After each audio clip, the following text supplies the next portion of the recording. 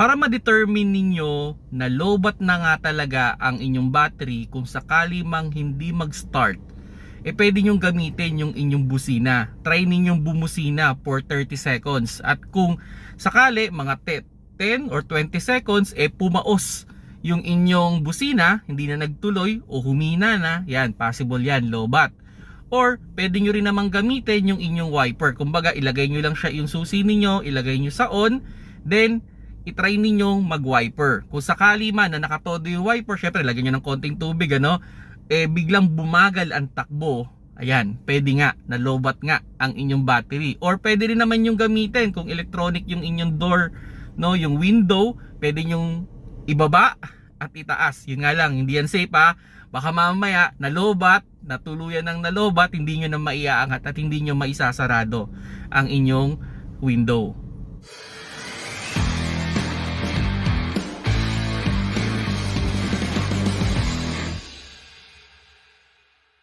Hello mga paps, I'm Kuya Shane. Nagbibigay lang ako ng idea kung sakali mang ayaw mag-start yung inyong sasakyan at paano nyo malalaman kung battery nga ba talaga ang issue lang, Yung nga, as much as possible, pag tayo o yung sasakyan natin ay hindi mag-start, wag muna tayong makialam ng kung ano-ano.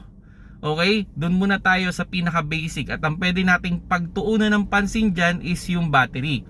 Kumbaga kung yung battery ba natin ay may naka-store na power. Kasi pwede rin namang malobat yan.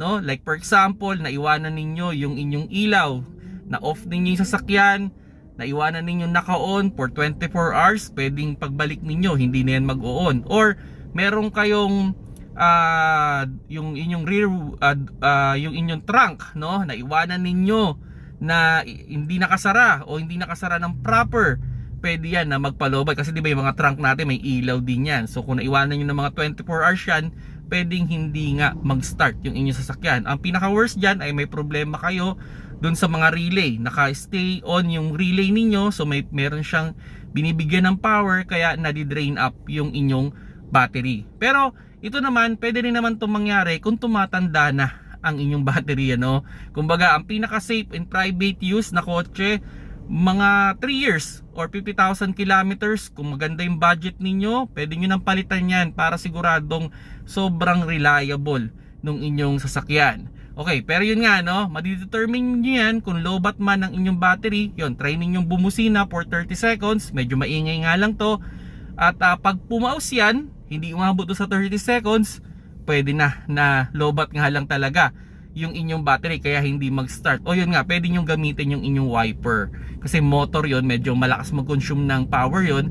So kung sakali mang nakatodo yung wiper tapos bumagal, ayan na, pwedeng battery nga yung inyong problema. So pwede yung gawin dyan, pwede kayong magpa-jump start, kumbaga pwede kayong tumawag sa mga battery shop at pwede naman nila silang magdala ng battery para i-jump start yung inyong sasakyan.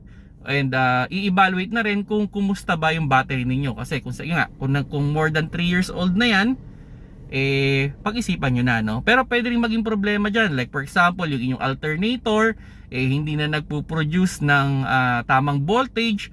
Pwede rin naman yung inyong battery mabilis na talagang maubos yung kanyang voltage, Hindi na siya nag-i-store ng maraming power. So yan yung mga pwedeng problema kung sakali mang ayaw mag-start ang inyong sasakyan. Kung nagustuhan nyo yung video, paki-like na lang mga paps.